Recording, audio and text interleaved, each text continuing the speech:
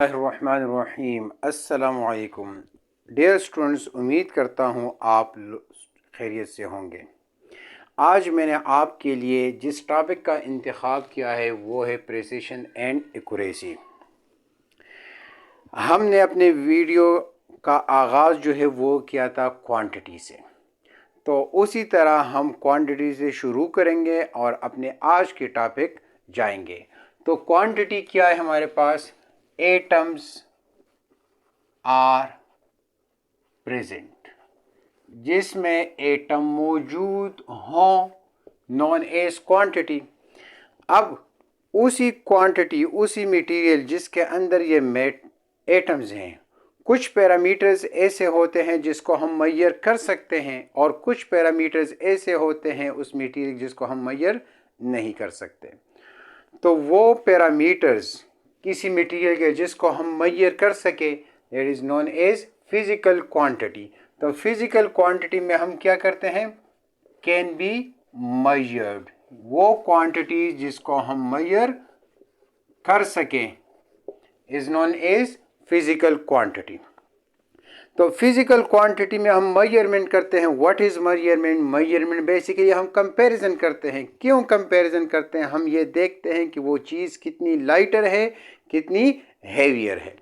तो मेजरमेंट को हम दो हिस्सों में क्लासिफाई करते हैं। एक classification with respect to quantity और दूसरी classification with respect to quality. तो क्वांटिटी के लिहाज से जो क्लासिफिकेशन हमने की, तो उसमें हमने एरर पढ़ा, अनसर्टिनिटी।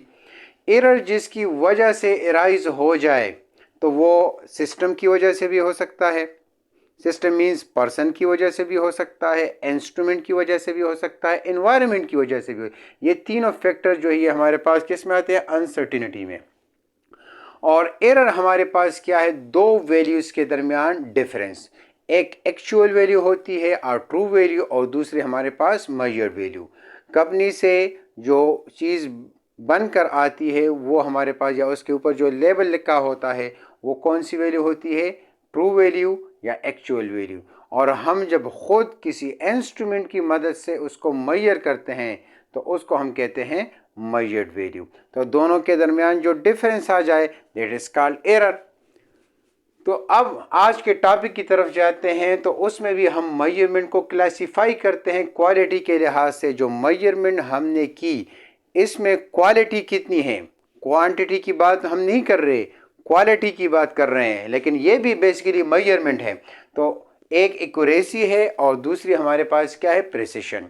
तो आपको, अगर आपने मेरी पिछली वीडियो देखी होगी, तो उसमें मैंने आपको बताया था कि वैल्यू हमारे पास दो तरह के हैं। एक को हम कहते हैं ट्रू वैल्यू और दूसरे को हम कहते हैं मेजर्ड वैल्यू। ये दो तरह की वैल्यूज हमारे पास होती हैं। तो सबसे पहले हम बढ़ते हैं प्रिसिशन की तरफ। How the measured values are closer to each other।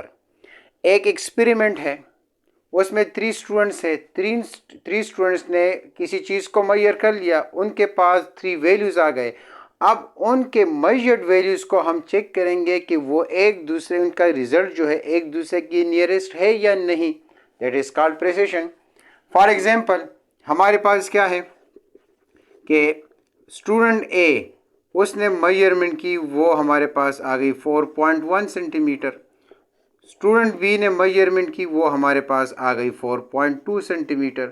Student सी ने मेजरमेंट की, वो हमारे पास आ गई 4.0 सेंटीमीटर। अब यहाँ पर देखें, तीनों स्टूडेंट्स ने जो मेजरमेंट की, उनकी जो रीडिंग्स हैं वो एक दूसरे के नियरेस्ट है। That is called precision.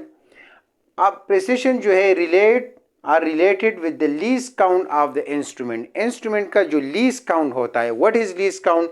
The minimum quantity measured by an instrument is called least count. For example, ये वॉच है, एनालॉग वॉच, ये कम से कम कितना टाइम मेजर कर सकता है? 1 सेकंड। तो इसकी लीस्ट काउंट क्या होगी? 1 सेकंड। शॉपकीपर के पास चले जाए, उसके पास 1 ग्राम से कम स्टोन नहीं है, वो जो भी चीज़ आप देखें वो 1 ग्राम से कम मेजरमेंट नहीं कर सकता, तो उस फिजिकल बैलेंस की लीस्ट काउंट क्या होगी? 1 ग्राम। इसी तरह एक और दुकानदार के पास आप चले जाएं और उसके पास जो मिनिमम स्टोन है वो 1 kg है। 1 kg से आप कोई चीज़ खरीदेंगे तो उसके पास कोई इंस्ट्रूमेंट नहीं होगा, कोई स्टोन नहीं होगा मेजरमेंट के लिए, तो उसका लीस्ट काउंट क्या है? 1 kg। तो प्रिसिशन जो ये एक्चुअली डिपेंड करता है least count of the instrument पर कि उसकी लीस्ट काउंट कितनी है। अब दूसरी साइड पर हम चलते हैं एक्यूरेसी की तरफ। तो एक्यूरेसी हमारे पास क्या? How the measured values are closer to the actual value. Let us suppose ये वही एग्जांपल है, हमारे पास एक्चुअल या ट्रू वैल्यू जो है वो क्या है? 6 सेंटीमीटर। अब इस 6 सेंटीमीटर ये हमारे पास क्या है? Actual value. और स्टूडेंट ने जो मेजरमेंट की वो 4.1, 4.2, 4.0 सेंटीमीटर आ गई। तो अब हर एक के स्टूडेंट के मेजरमेंट को ट्रू वैल्यू के साथ जब हम चेक करेंगे कि कौन सी वैल्यू एक्चुअल वैल्यू के नियरेस्ट आ रही है, दैट इज कॉल्ड एक्यूरेसी। और ये डिपेंड करती है किस पर? एरर पर। और ये इनवर्सली प्रोपोर्शन है किसके? एक्यूरेसी के। Means greater will be the error, smaller will be the accuracy. अगर एरर स्मॉलर होगी तो एक्यूरेसी क्या होगी? ज़्यादा होगी। अगर एरर ज़्यादा होगी तो एक्यूरेसी कम रहेगी।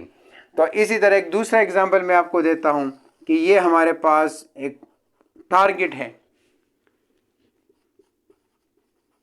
और वहां पर 3 स्टूडेंट जो है वो खड़े हैं, इस टारगेट को शूट कर रहे हैं। तो अकॉर्डिंग टू द स्टूडेंट ए वो पॉइंट ए पर हिट हो गया, स्टूडेंट बी जो है वो भी इसके नियरेस्ट हिट हो गया, और स्टूडेंट सी भी जो है, एक चौथा स्टूडेंट भी आ गया, उसने भी टारगेट को हिट किया लेकिन वो यहाँ पर लगा। अब इस एक्सपेरिमेंट में, इस टारगेट में कौन सी रीडिंग हमारे पास प्रिसाइज है? ए, बी और सी, ये रीडिंग्स हमारे पास क्या है? प्रिसाइज है, क्योंकि इनके रिजल्ट जो है वो एक दूसरे के नज़दीक आ गए। अब इस ए को, बी को और सी को, इसको अगर हम टारगेट के साथ चेक करें कि कौन सी स्टूडेंट ने जो टारगेट हिट किया है, कौन सा पॉइंट जो है सी टारगेट के नज़दीक है, दैट इज कॉल्ड एक्यूरेसी। इसी तरह एक एग्जांपल ये हो गया। दूसरा एग्जांपल मैं आपको देता हूं कि एक टेस्ट है, फिजिक्स का एक टेस्ट आपको किसी टीचर ने दे दिया और उस टेस्ट के मार्क्स थे 100 मार्क्स थे। अब स्टूडेंट ए के जो मार्क्स हैं वो आ गए 5, स्टूडेंट बी के मार्क्स आ गए 6, स्टूडेंट सी के मार्क्स आ गए 4, स्टूडेंट डी के मार्क्स आ गए 3। क्लास में कितने स्टूडेंट्स थे? 4 स्टूडेंट्स थे। मार्क्स टोटल कितने थे? 100। अब इन मार्क्स का अगर हम आपस में कंपैरिजन करें कि इनके जो ऑब्टेन मार्क्स हैं वो एक दूसरे के नियरेस्ट हैं या फार हैं। अगर नियरेस्ट हैं, the result is the test is said to be precise. लेकिन अगर इन रीडिंग्स को हम एक्चुअल मार्क्स के साथ, इन मार्क्स को अगर हम एक्चुअल मार्क्स के साथ कंपेयर करें तो फिर उसको कहेंगे एक्यूरेसी। तो जहां पर एक्यूरेसी, यहां पर देखिए इन दोनों का डिफरेंस कितना है हमारे पास? ये 95। इन दोनों का डिफरेंस कितना है? 94। इन दोनों का डिफरेंस कितना है? 96। और इन दोनों का डिफरेंस कितना है? 97। तो अब देखिए जितना डिफरेंस ज़्यादा होगा, यहाँ पर एक्यूरेसी क्या है? कम है। जहाँ पर डिफरेंस कम होगा वहाँ पर एक्यूरेसी क्या है? ज़्यादा होगी। मतलब ये कि ये 3 एग्जाम्पल मैंने आपको दे दिए। एक आपको मैंने एग्जाम्पल दिया ट्रू वैल्यू का, 3 स्टूडेंट ने मेजरमेंट की, दूसरे टारगेट का और तीसरे मार्क्स के लिहाज से। तो एक्यूरेसी किसकी ज़्यादा होगी? जो एक्चुअल वैल्यू के काफ़ी नज़दीक हो। तो यहाँ पर देखें, जहाँ पर एरर ज़्यादा होगा वहाँ पर एक्यूरेसी क्या रहेगी, कम रहेगी। तो अभी दोबारा अपने आज का टॉपिक जो है वो उम्मीद करता हूँ आपको क्लियर समझ आ गया होगा। अब दोबारा अपने टॉपिक की रिवीजन की तरफ चलते हैं कि आज हमने क्या पढ़ा। हमने अपने टॉपिक का आगाज़ क्वांटिटी से किया था। क्वांटिटी में हम क्या करते हैं, फिज़िकल मेजरमेंट करते हैं, तो उसको फिज़िकल क्वांटिटी बोलते हैं। फिज़िकल क्वांटिटी में हम क्या करते हैं, मेजरमेंट करते हैं। तो मेजरमेंट को हम क्लासिफाई करते हैं कितने, एक क्वांटिटी के लिहाज से और एक क्वालिटी के लिहाज से। तो क्वालिटी के लिहाज से हमारे पास दो टर्म्स आते हैं, एक को हम कहते हैं एक्यूरेसी और दूसरे को हम कहते हैं प्रिसिशन। वैल्यूज़ हमारे पास दो तरह की होती है, एक को हम कहते हैं ट्रू वैल्यू, दूसरे को हम कहते हैं मेजर्ड वैल्यू। अब जब रिज़ल्ट हमारे पास आ जाए, जब स्टूडेंट्स मेजरमेंट करते हैं और मेजरमेंट के दौरान या मेजरमेंट से जो वैल्यूज़ आ जाए वो एक दूसरे के नियरेस्ट हो, उसको हम कहते हैं प्रिसिशन। और उन मेजर्ड वैल्यूज़ को अगर उन मेजर्ड वैल्यूज़ को हम एक्चुअल वैल्यू के साथ, ट्रू वैल्यू के साथ कंपेयर करें तो उसको हम कहेंगे एक्यूरेसी। और वही एग्जांपल एक टेस्ट का मैंने दे दिया, एक शूट का दे दिया और एक स्केल का दे दिया। उम्मीद करता हूँ कि आपको आज का मेरा ये लेक्चर समझ आ गया होगा। मेरे इस चैनल को लाइक सब्सक्राइब करना ना भूलिए। शुक्रिया।